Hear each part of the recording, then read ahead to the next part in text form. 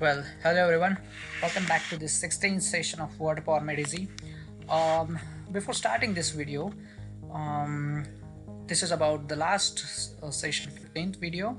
I received a lot of response about that video, and I'm really overwhelmed by your responses, and I'll take all your suggestions with me uh, from here, and let's get started with today's session.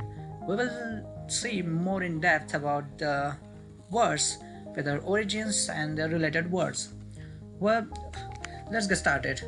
A chronic liar lies constantly, again and again and again. The word is derived from the Greek word chronos, meaning time. The noun form is chronicity. The noun form is chronicity. An anachronism is someone or something out of time, out of date, belonging to a different era, either earlier or later. Here the prefix ana is like a, which is taken as a negative. Well, the adjective is anachronos, or there could be one more adjective, it's anachronistic. Well, you have seen many science fiction movies, be it any Hollywood, Bollywood, DC, or Marvel Studios. Well, we have seen the science fictions are deliberately anachronous.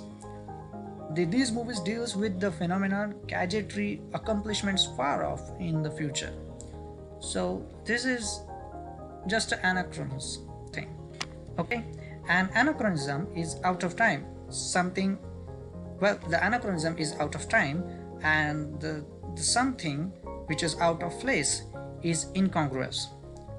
Well, during my school days, high school days, I have seen many theorems in geometry where, well, we have to prove the congruency of triangles or any other figure to each other.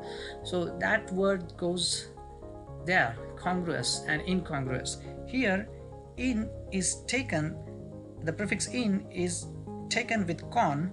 The con means with or together, and a Latin verb meaning to agree or correspond. So incongruous is basically something out of place. Okay, and the noun form is incongruity.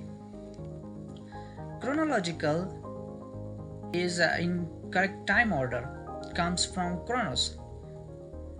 To tell a story chronologically is to relate the events in the time order of their occurrence.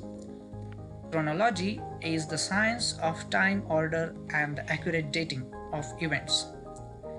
Here, logos is taken as science. The expert in this field is chronologist. Okay, so a chronometer combining chronos with metron means measurement, is highly accurate timepiece, especially one used on ships. Chronometry is the measurement of time, and the adjective is chronometric.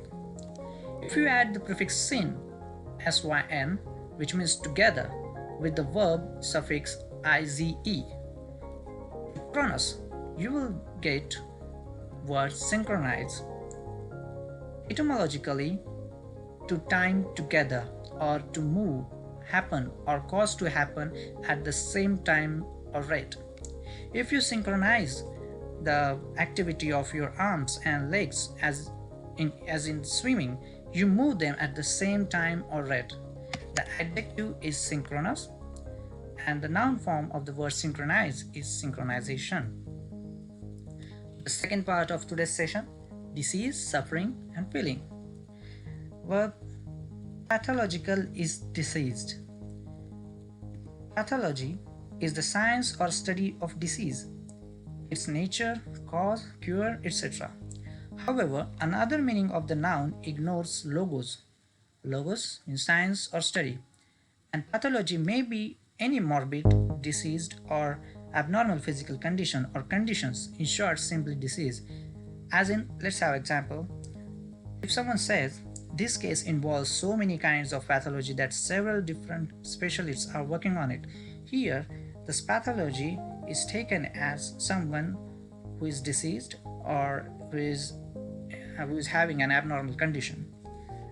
A pathologist is an expert who examines tissue, often by autopsy or biopsy, to diagnose disease and interpret the abnormalities in such tissue that may be caused by specific diseases. Pathos occurs in some English words with the additional meaning of feeling. You are sympathetic. Here, sym is respelling before the letter P of the Greek prefix syn, which means with or together. The noun is sympathy and the verb is sympathize. Well, husbands, let's say for example, so the story goes, may have sympathetic labor pains when their wives are about to deliver. The prefix anti, you will recall, means against.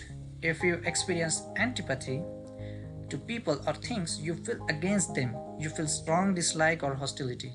The adjective is antipathetic, well, as an antipathetic reaction to an authority figure.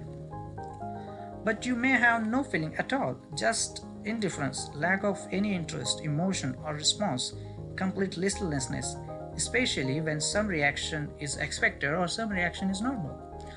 Then you are apathetic. You are apathetic. And the noun is apathy, as in voter apathy, student apathy.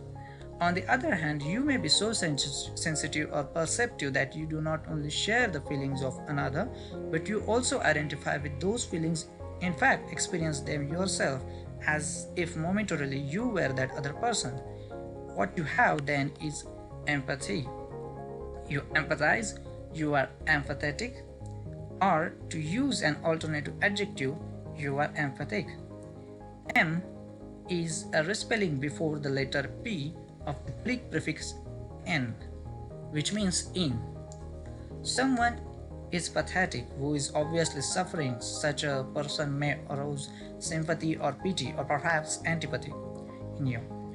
A pathetic story is about suffering and again is likely to arouse sadness, sorrow, or pity. What makes it possible for two people separated by miles of space to communicate with each other without recourse of messenger, telephone, telegraph, or postal service? It can be done, say the believers in telepathy, also called mental telepathy, though they do not yet admit to knowing how. How can one person read the mind of another? Simple, by being telepathic. But no one can explain the chemistry or biology of it. Telepathy is built by combining pathos, which means feeling, with the prefix tele, which means distance, the same prefix we found in telephone, telegraph, telescope, or television. So with this we conclude our today's session.